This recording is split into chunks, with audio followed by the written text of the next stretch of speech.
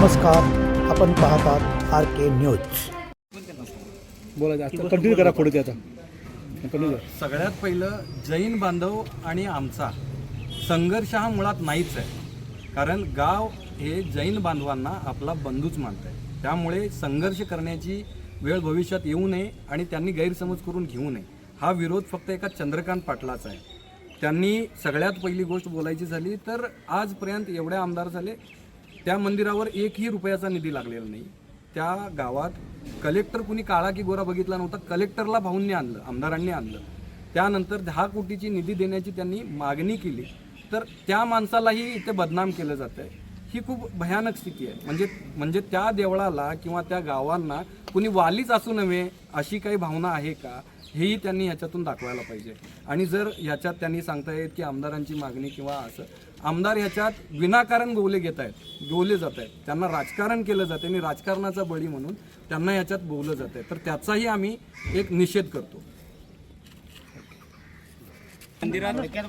मी भोगोली गावचा रहिवासी.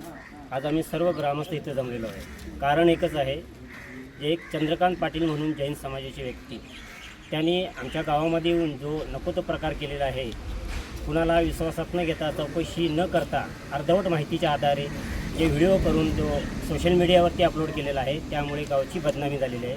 आता लॉकचा विषय, लॉक आम्ही आमच्या गावातील सर्व मंदिरांना करतो. एकाच मंदिराला लॉक केलेलं नाही. लॉक जे केलं आहे त्याला कारण असं आहे की मंदिराची सुरक्षितता, त्या मंदिरामध्ये कुत्री, वटवाघळं वगैरे अशा गोष्टी जातात, साप वगैरे असे जातात. कारण आमचं जे गाव आहे पूर्ण जंगलात असल्यामुळे सुरक्षितेच्या दृष्टिकोनातून चोऱ्याचं प्रमाण आहे, म्हणून आम्ही ते लॉक लावतो.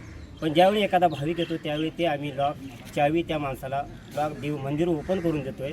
पण ह्या चंद्रकांत पाटील जो आहे त्या माणसानं पूर्ण चौकशी न करता जी गावची बदनामी, तसेच आमच्या स्थानिक आमदारांची जी बदनामी केली आहे, त्याचा आम्ही पूर्णपणे निषेध करतो. आणि त्याने या ठिकाणी येऊन आमच्या आमदारांची आणि आमच्या गावची जाहीर माफी मागावी. नसेल तर आम्ही त्याच्या विरोधात काय असेल ती कारवाई करतो. स्थानिक भोगोली येथे जैन मंदिर जवळजवळ 1300 सालापासून तिथं वास्तव जैन मंदिराचं आहे. त्या जैन मंदिराची देखभाल आम्ही ग्रामस्थच करतो. तरीसुद्धा जैन बांधव इथं दर्शनासाठी आले तर आम्ही स्थानिक लोक आमच्या पाळीदार म्हणून असते, त्याच्याकडे चावी असते, ती चावी मागून घेऊन ते आपले दर्शन करतात. काय आपलं विधीपूर्वक काय असेल ते आपले जैन बांधव करतात.